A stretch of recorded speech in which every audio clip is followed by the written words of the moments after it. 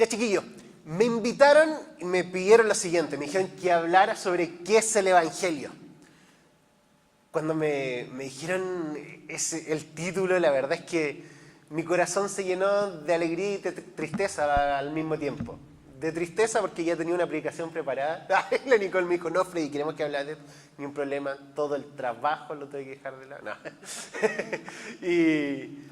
Pero también de alegría porque creo que es algo que todos necesitamos saber. Y es bastante muchas veces complejo predicarlo y al mismo tiempo complejo entenderlo, pero a la misma vez muy, pero muy simple y es precioso. Así que hoy día quiero compartirles esta predicación en verdad con todo el corazón y les prometo, si durante estos 30 minutos ustedes ponen toda la atención del mundo y pueden tratar de entender cada una de las palabras que yo digo, no van a salir igual de acá. Eso es la promesa que yo le hago el día de hoy, para que en verdad podamos partir con todas las ganas de escucharme. Que es fome, pero igual, escúchenme. Bueno, ¿qué es el Evangelio? Partamos por eso. ¿Qué crees tú que es el Evangelio? Las buenas nuevas, me encanta. En pocas palabras, al tío te dicen eso. Evangelio significa las buenas nuevas, las buenas noticias, las noticias buenas que son nuevas, que vienen a decirte una persona. Entonces, estoy diciendo lo mismo, pero con otras palabras, ¿cachai? Es una forma que usamos los pastores. O nos vamos al griego, no, pero... Y finalmente, es eso. Pero no es tan solo eso. No es tan solo una buena noticia. Es mucho más que eso. Hay tres formas o tres maneras de hablar del Evangelio dentro de la Biblia. Punto 1. El Evangelio como un escrito. Es decir, una escritura como el Evangelio de Mateo, Marcos, Lucas, Juan, y en ese contexto también se llama el Evangelio de tal persona. Entonces se menciona ese tipo de Evangelio como una escritura. Se habla del Evangelio como las palabras que dijo Jesús. Es otra forma también de que se refleja el significado del Evangelio en torno a esto. Y tercero, las obras de Jesús. Son las tres formas en que podemos ver la palabra Evangelio reflejada. Y esto ya nos sienta y nos da una base para saber qué es el Evangelio y cómo tenemos que vivirlo. Punto 1. El Evangelio son palabras, es lo que dijo Jesús. Es decir, punto 1, el Evangelio tenemos que hablarlo. Tenemos que predicarlo. Tenemos que ser capaces de finalmente salga por nuestras bocas y que esta palabra que nosotros digamos impacte la vida de la gente, cambie su realidad y en verdad decida seguir a Cristo.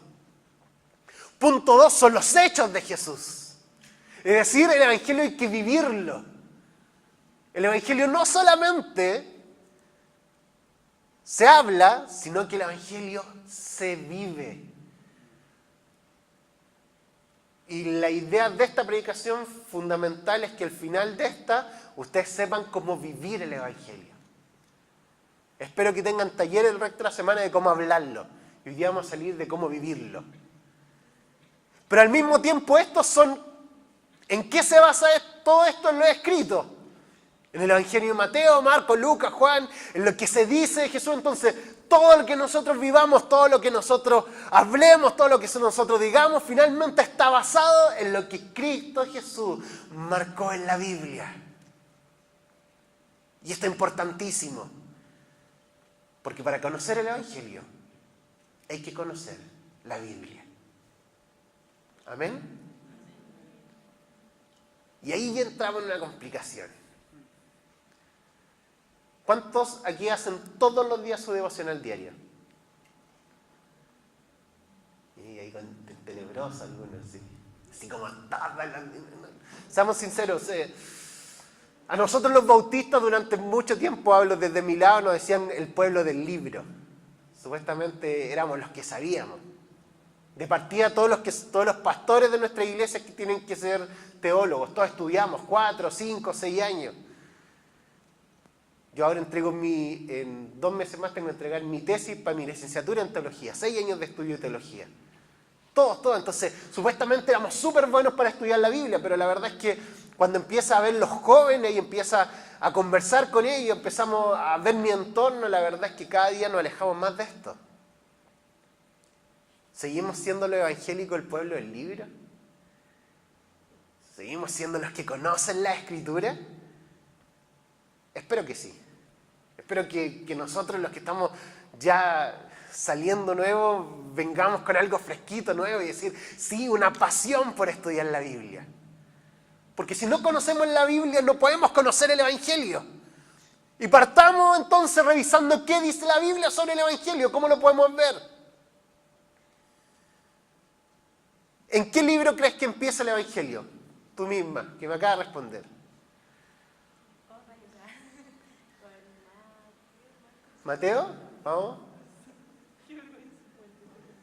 Vamos, tú, la de lente. ¿Qué libro empieza el Evangelio? Muy bien, en Génesis. Y creó Dios los cielos y la tierra. Ahí empieza el Evangelio. Tenemos que entender que el Evangelio empieza en Génesis. No empieza en Mateo. No, sácate eso. Olvídate. Bórralo de tu mente, pecadora. No. Sino que no. Empieza en Génesis. Creó Dios los cielos y la tierra. Empieza Dios poniendo al hombre en el Edén. Ahí empieza el Evangelio. Y en más, Génesis 1, 25, 26, 27, nos crea a su imagen y semejanza con un propósito eterno, perfecto, tal como Él quería crearnos. Uno de ustedes me puede decir, pero Freddy, a ver, esta guata no es perfecta. No puede ser que esto sea la perfección para Dios. No, sí. Dios te crea tal cual como Él quería que tú fueras. Jeremías 1:5, antes que estuviera en el vientre de tu madre te conocí, te di por profeta sobre las naciones. Así tal cual como tú eres, Dios quería crearte. Y no solamente te crea así, sino que te crea con un propósito eterno. Algo que Dios quiere que tú vivas, algo que Dios quiere que tú logres, un propósito que solamente tú puedes lograr. Dios te mira y te dice, ¿sabes qué? Con mi amor sobrenatural, con mi infinita gracia, yo puedo hacer cualquier cosa en este mundo, pero aún así decido hacerte parte de mi misión. Decido hacerte parte del trabajo que yo tengo aquí en la tierra. ¡Wow! Esto es precioso. Pero pecamos. Pero la embarramos. Y dura, yo digo, tan solo 2 capítulos. Tan solo Génesis 1 y 2. Lo esplendoroso del hombre en contacto y relación perfecta con Dios. Y en el capítulo 3 de Génesis ya queda la embarrada. ¿Qué es lo primero que pasa cuando el hombre peca? Todos, cada uno de nosotros, no solamente en el Génesis. Se quiebra una relación con Dios, ¿cierto? Entonces tenemos que entender que el Evangelio lo primero que hace es restaurar una relación. Entonces el hombre peca, el hombre se equivoca, ¿pero qué? Finalmente viene el Evangelio a restaurar esa relación, pero no solamente una relación del hombre con Dios, que obviamente es necesaria. ¿Por qué? Porque en Génesis 1 y 2 había una relación perfecta con Dios. Se hablaba uno a uno. Capítulo 3, pecamos. Se quiebra esa relación. Pero se quiebra mucho más que eso. Y tenemos que entender finalmente las consecuencias de este pecado. ¿Saben qué también se quiebra? La relación con el prójimo.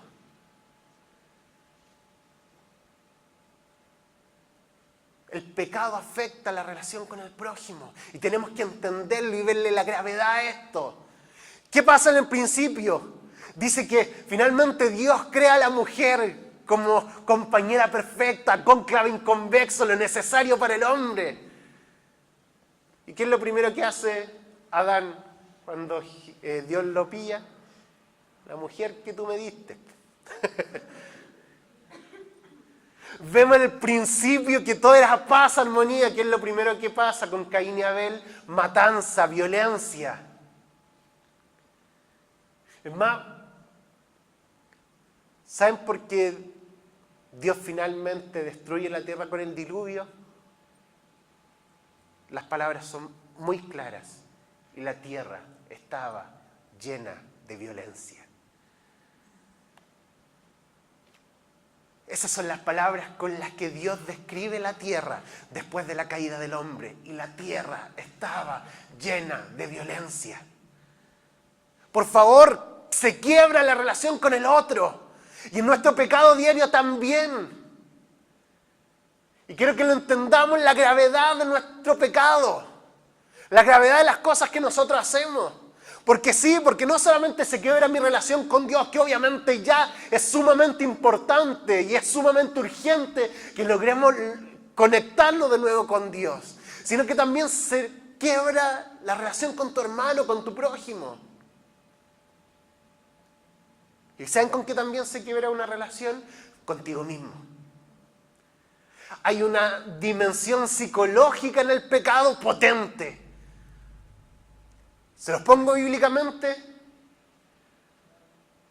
que es lo primero que pasa con el hombre cuando peca.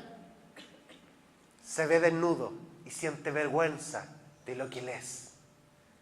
Sentir vergüenza de lo que tú eres. ¿En serio? Génesis 1:2 en el paraíso, todos ahí desnuditos, sin ni un problema. Y va y el pecado va y provoca vergüenza, provoca querer esconderte. Y de ahí podemos ver otras cosas. Provoca no estar satisfecho con lo que tú eres, es decir, no estar satisfecho con lo que Dios ha hecho. Depresión, intentos de suicidio, baja autoestima. Porque el pecado provoca eso. Provoca finalmente que tu dimensión psicológica, que el que tú sepas el valor que tú tienes se vaya por el piso. ¿Y sabes otra cosa? Y una cuarta área que también el pecado afecta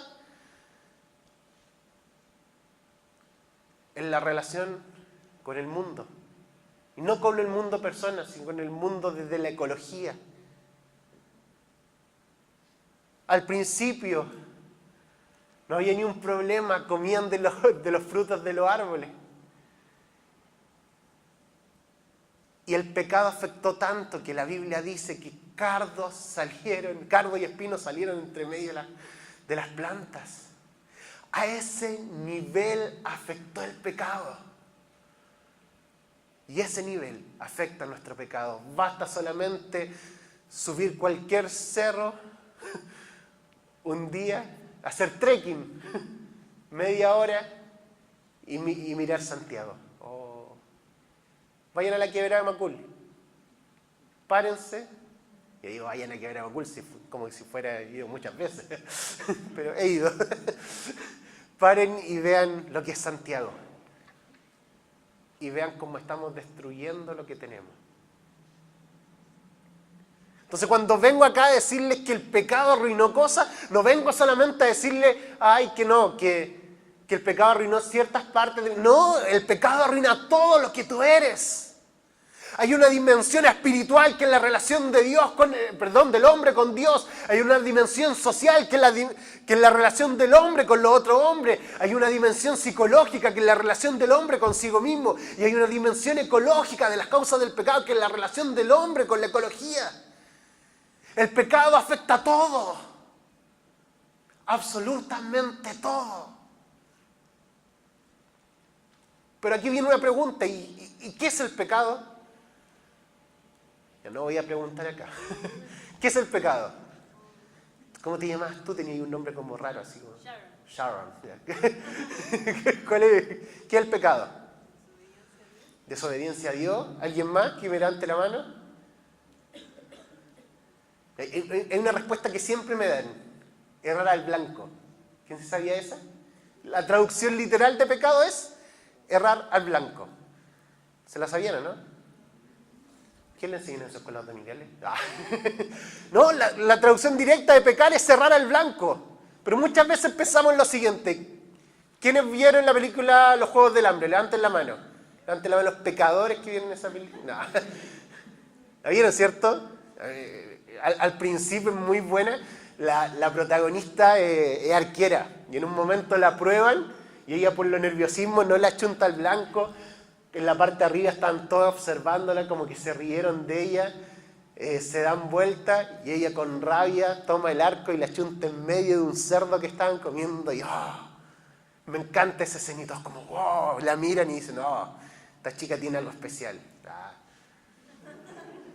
Esa escena me gusta mucho y muchos creen que finalmente el pecado es eso, es no la chunté.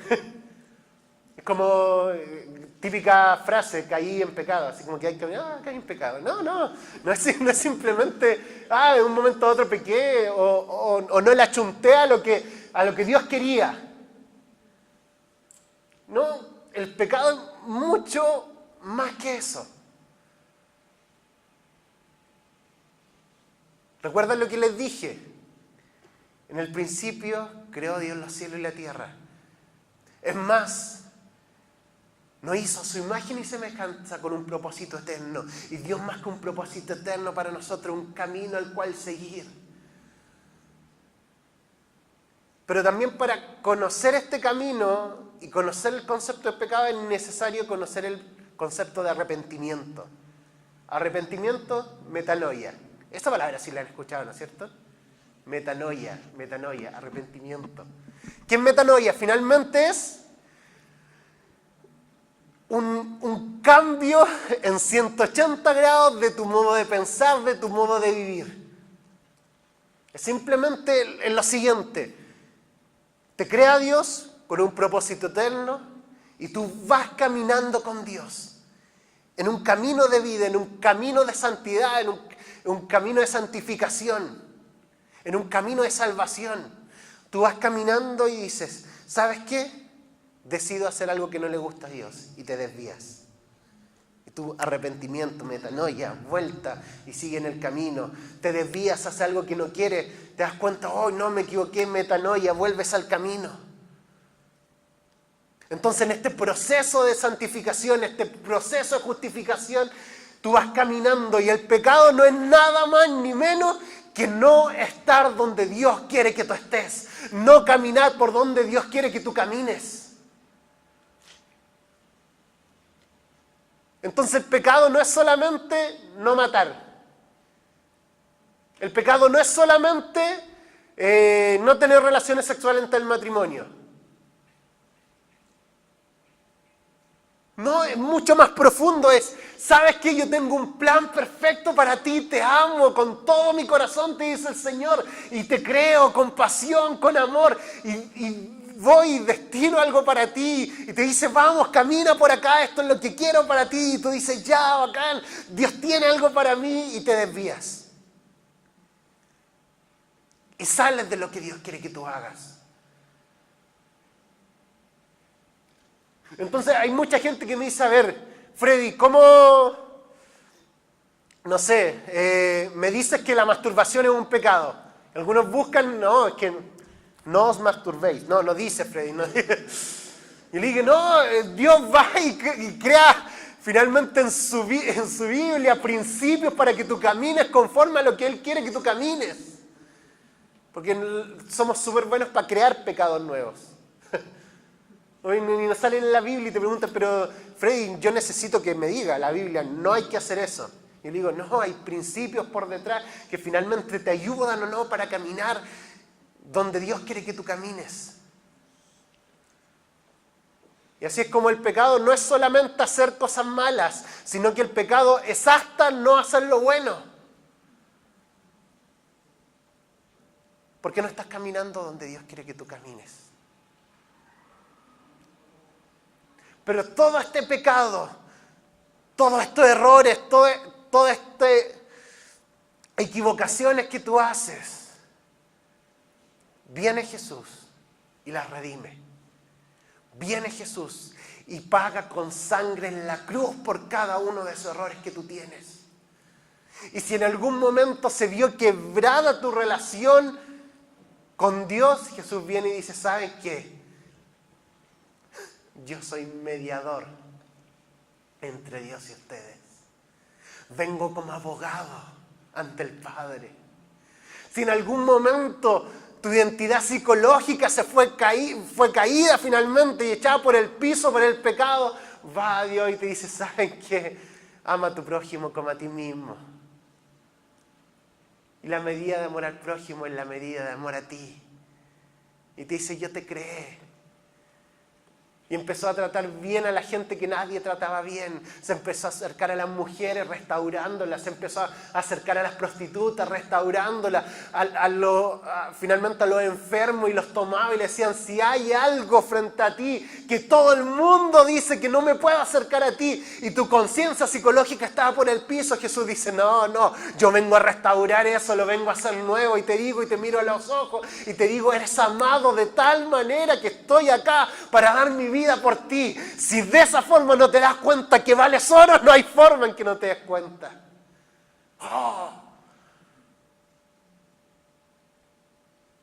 Si tú crees que en verdad se rompió la relación con el prójimo, no.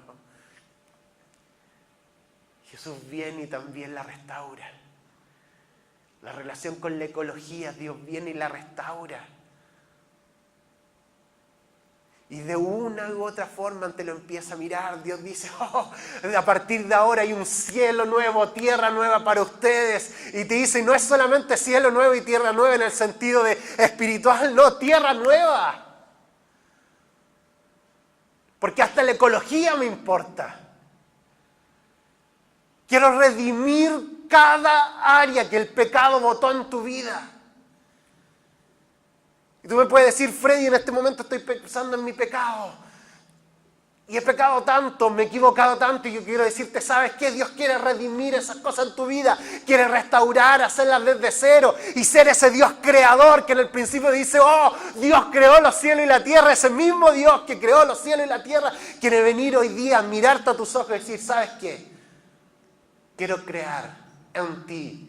Tal como David lo dijo, crea en mí, oh Dios, un corazón limpio y renueva un espíritu recto dentro de mí. Ese es el espíritu recto que Dios quiere crear. Ese es el corazón limpio que Dios quiere restaurar. Y ese finalmente es el Evangelio. Un Padre amoroso que nosotros simplemente, sin merecerlo, decide morir en la cruz. Pero yo les prometí que íbamos a terminar esta predicación no solamente refregándose en la cara en los pecadores que son, tranquilos, sino que también vengo a enseñarles finalmente cómo vivir este Evangelio. Y el apóstol Pablo en Filipenses 2, versículos 5 en adelante, lo dice de forma espectacular y quiero compartírselo con ustedes. La actitud de ustedes debe ser como la de Cristo Jesús. Estoy leyéndolo en NBI para que sea más fácil de entender. Quien siendo por naturaleza Dios, no consideró el ser igual a Dios como algo a que aferrarse. Por el contrario, se rebajó voluntariamente, tomando la naturaleza de siervo y haciéndose semejante a los seres humanos. Y al manifestarse como hombre, se humilló a sí mismo aún más y se hizo obediente hasta la muerte, y muerte en cruz. Por eso Dios lo exaltó hasta lo sumo y le otorgó el nombre que está por sobre todo nombre, para que ante el nombre de Jesús se doble toda rodilla en el cielo, en la tierra y debajo de la tierra, y toda lengua confiese que ese Jesucristo es el Señor. ¡Wow! Me encantan estos versículos, es el Evangelio en pocos versículos. Pero empieza así, hay este sentir en ustedes. Sientan esto que hubo en Cristo Jesús, tengan el deseo que hubo en Cristo Jesús. Pablo no escribe esto simplemente para querer, este es el Evangelio, se lo muestro. No, él dice, se lo muestro este Evangelio para que lo vivan. Y haya este sentir en ustedes. ¿Cuál es el sentir? Miren a Jesús. Allá en el cielo, rodeado de ángeles, no halló eso como algo a que aferrarse, sino que se humilló a sí mismo tomando forma de siervo. Y aún se humilló aún más, tomando la cruz y muriendo en ella.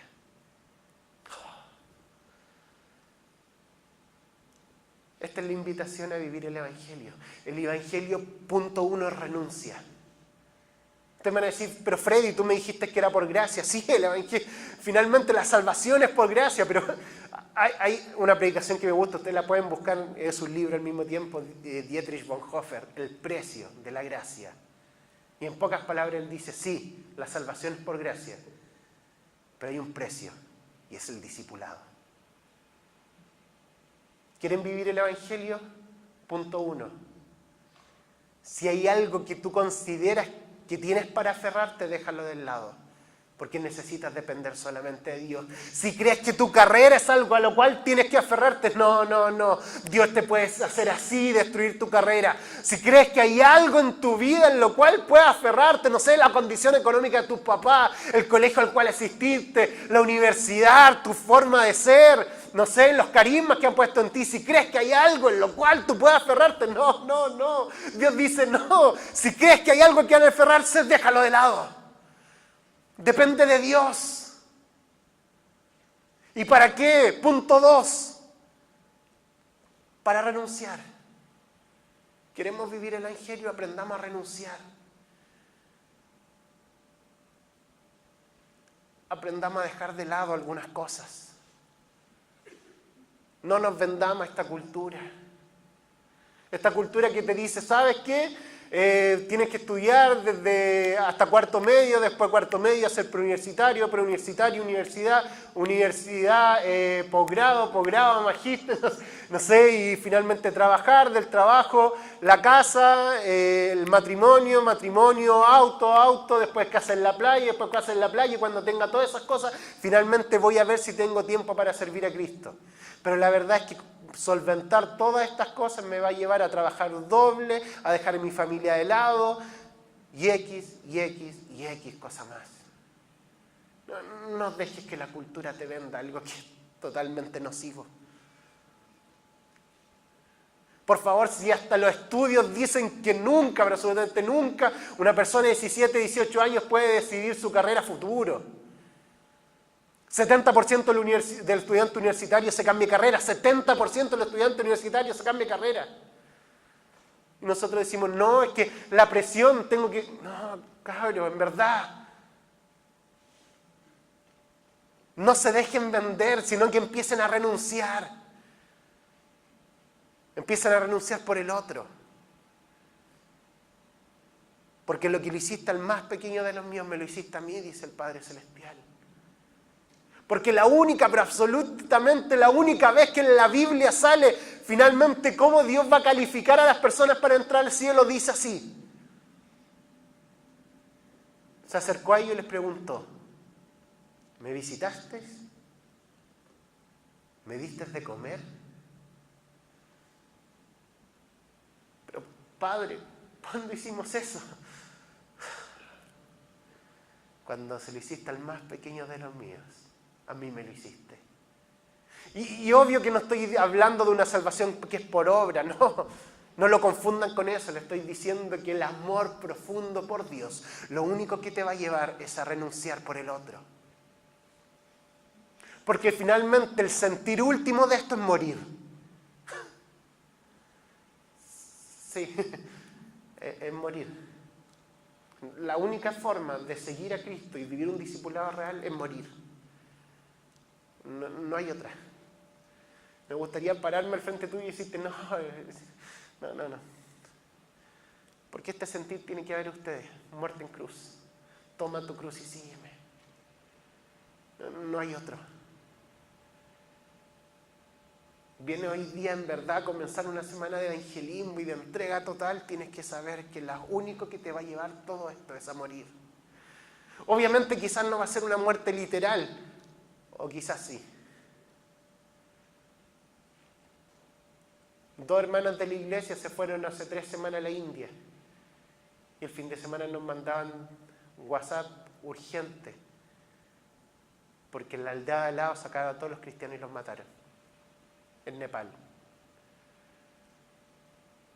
Puede que te lleve a la muerte, o puede ser que tu muerte sea otra. Quizás necesitas morir a ciertas cosas. Hay realidades en tu vida que tienen que morir. Hay relaciones que tienen que morir. Porque va a ser un morir continuo. Hay cosas, prioridades en tu vida que tienen que morir. Hay dioses que tú estás plantando frente a ti que tienen que morir. Hay deseos en tu corazón que tienen que morir. Porque esto te va a llevar a la muerte. Diaria, continua. Para entregar más y más a Dios. Porque finalmente el Evangelio no solamente se predica, sino que para poder predicarlo hay que vivirlo. ¿Y cómo se vive? Teniendo el sentir de Cristo Jesús. Amén. Te invito a cerrar tus ojos. Ahí donde estás, empieza a reflexionar en qué cosas tienen que morir en ti. Y empezamos esta semana con la siguiente invitación, una invitación a morir. Ahí donde estás, ¿qué tiene que morir en ti? Esa es la simple pregunta, ¿qué tiene que morir hoy en ti? Quizás después de esta predicación tengas que irte urgente a llamar a tus papás a pedirle perdón por algo. Quizás tengas que simplemente ir y arrodillarte y decirle, Señor, tengo que morir a tal deseo en mi corazón. Quizás hay gente, chicos, chicas que tienen que salir de acá y decir, ¿sabes qué? Tienen que morir una relación amorosa el día de hoy. O simplemente tiene que morir orgullo en tu corazón. Pedirle, Señor, hay algo que tiene que morir en mí. Papito, entiendo todo lo que hiciste por mí, te lo agradezco. Padre Santo, no hay cosa más preciosa que hayas muerto en esa cruz por mí, sin merecerlo, sin nada. Padre Santo, yo totalmente pecador, estoy acá, Señor Jesús, solamente por tu gracia, tu bondad, tu amor sublime. Y me doy cuenta que hay tanto que tiene que morir en mí. Me doy cuenta que hay tanto que tengo que dejar de lado.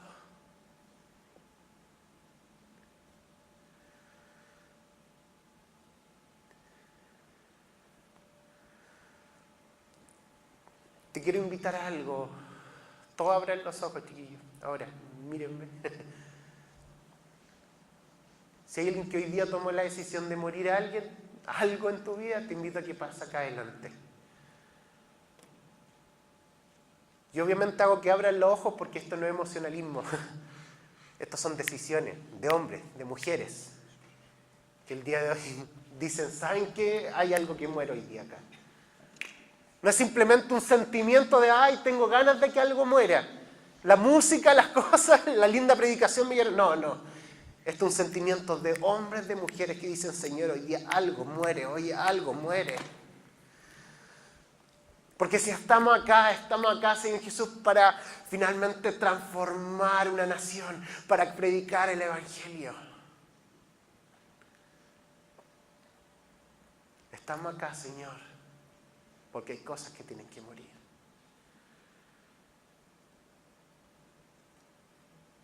Cuando les preguntaba, le dije, ¿todos los chicos que vienen hoy día son cristianos? Me dijeron que sí. Pero si hay alguno de ustedes que dice, ¿sabes, Freddy? Yo acepté al Señor, pero ahora viendo toda esta magnitud de lo que es el Evangelio, quiero